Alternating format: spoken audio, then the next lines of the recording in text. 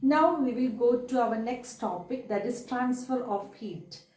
To Before that entering to the topic, we will see one example. Okay, maybe you have gone to your kitchen right when your mother is preparing something for you. Maybe you have observed that one.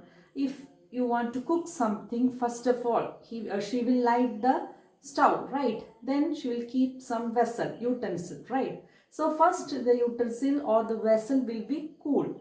After keeping for 5 minutes and all, this utensil or vessel will become hot, right? So that is known as the transfer of heat. So the flow of the heat is from the hot object to cold object, right? If first of all, if we are keeping the pan on the stove, first of all the center will be hot.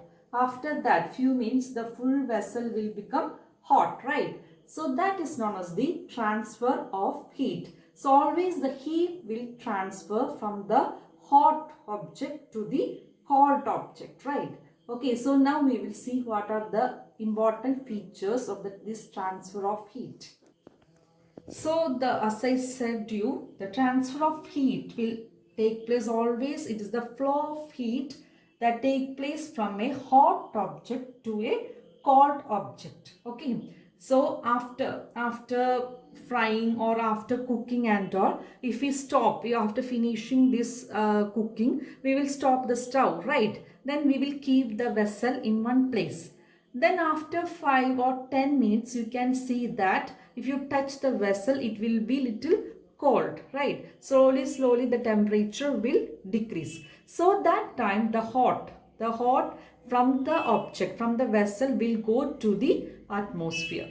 Okay, so always keep in mind the transfer of heat will be always from a hot object to a cold object. Okay, so we will see one term that is known as the conduction. So what is conduction? Conduction means the process of the flow of heat from a hot object to a cold object is known as conduction. Okay, so in our daily life we can see this conduction, right? Suppose if we are boiling hot water or hot milk, if you are boiling the milk, maybe that pan will have long handle.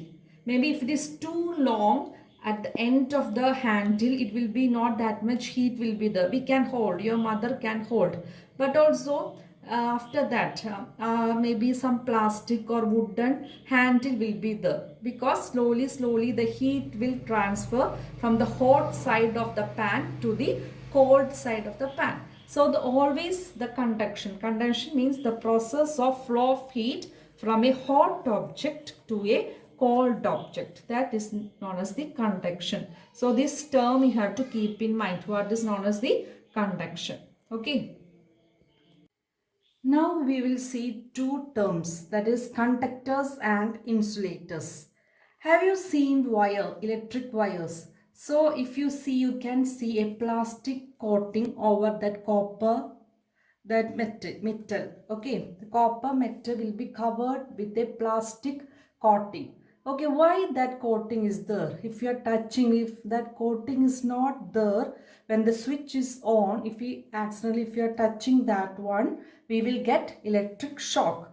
So the usually the copper wire will be covered by a plastic coating will be there, so that is the insulator. Okay, so the materials which allow the heat to pass through them easily, that are known as the conductors. That are the conductors which conduct the heat through that. Okay, the materials which allow the heat to pass through them easily, they are known as the conductors. Example for conductors are aluminium, iron and copper. So usually the vessels which we used in our kitchen is made up of aluminium, steel, iron or copper. So the copper wire usually we will use the copper because it is a good conductor of electricity to make these electric wires.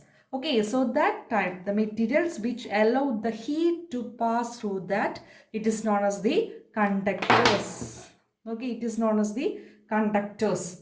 So the opposite of that, the materials which do not allow the heat to pass through them easily are known as the poor conductors. That is known as the conductors, okay, of heat, such as plastic and wood. So if you are taking any utensils with handle and all, in the another end which where we hold that pan or any vessel, that will be covered with any plastic or wood.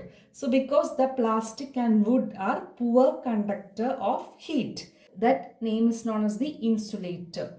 Okay, so the poor conductor, we will call this as another name that is known as the insulator. Okay, so the plastic and wood are the insulator, which will not allow the heat to pass through them easily. So if you take one example easily, I will show. This is switchboard, right? So inside this we can see different wires we can see. So if this is not there, if accidentally we can touch the wire and we will get shock. For that, this for the safety, it is covered with this switchboard. Okay, so this all are what? This all are insulators. Okay, so if you are touching here and all, we will not get any shock. The heat will not transfer. So once again I will tell the two, that is very important. Usually this will ask for 2-mark question with examples. Okay, so the materials which allow heat to pass through them is known as the conductors. Example, aluminium, iron and copper.